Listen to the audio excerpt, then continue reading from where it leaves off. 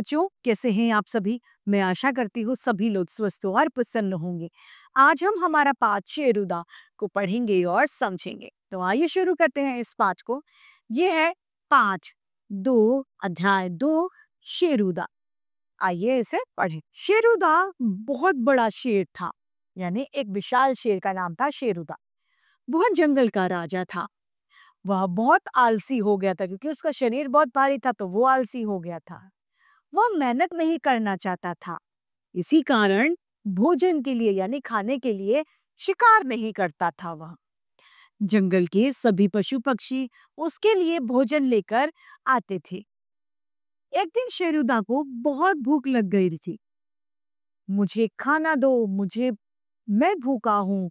और वह गुर्रा रहा था। एक छोटा सा खरगोश कूदता हुआ आया। शेरुदा, एक लाल गाजर खाओगे? खरगोश क्या पूछता है कि तुम लाल गाजर खाओगे? खेत से अभी निकाल कर लाया हूँ, वो खरगोश पूछता है। चले जाओ, गाजर तो खरगोश खाते हैं। मुझे भोजन चाहिए, मैं भूखा हूँ।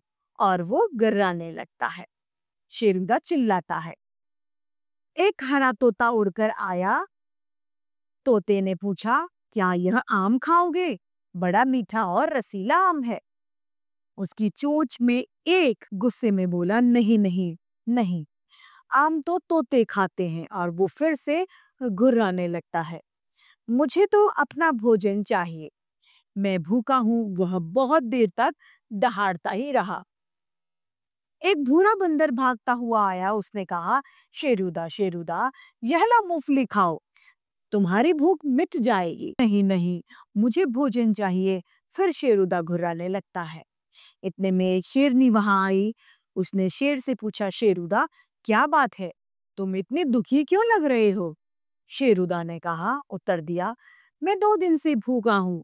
कहीं से भी मेरी पसंद का खाना नहीं मिला। मुझे समझ नहीं आता कि मैं क्या करूं। मेरे पेट में चूहे कूद रहे हैं। शेरनी बोली, तुम मांसाहारी हो, लेकिन आज फल सब्जियां भी खाकर देखो। मैंने सुना है जंगल में बहुत अच्छे फल होते हैं। शेरुदा पहले घुर्राया, फिर बोला, हाँ हाँ, झटपट लाओ, मैं भूखा हूँ। आज मैं फल सब्जियां भी खाने की कोशिश करूंगा। और फिर गर्राने लगता। शेरनी शेरुदा के लिए खूब सारे फल ले आई। खरगोश, बंदर और तोते भी आ गए। शेरुदा ने कुछ फल सब्जियां खाई। फिर शेरनी से बोला कि आज मुझे समझ में आ गया कि फल सब्जियां भी बहुत अच्छी होती हैं, लेकिन यह मेरा भोजन नहीं। यह जंगल की ओर जा वह जंगल की ओर जाने लगा। तब शेरनी बोली, शेरुदा, आगे से तुम अपना भोजन स्वयं यानी खुद तलाश करना। दूसरों के भरोसे रहना ठीक नहीं है। तो इस कहानी से हमें क्या शिक्षा मिलती है कि हमें कभी भी अपने काम के लिए दूसरों पर निर्भर नहीं रहना चाहिए।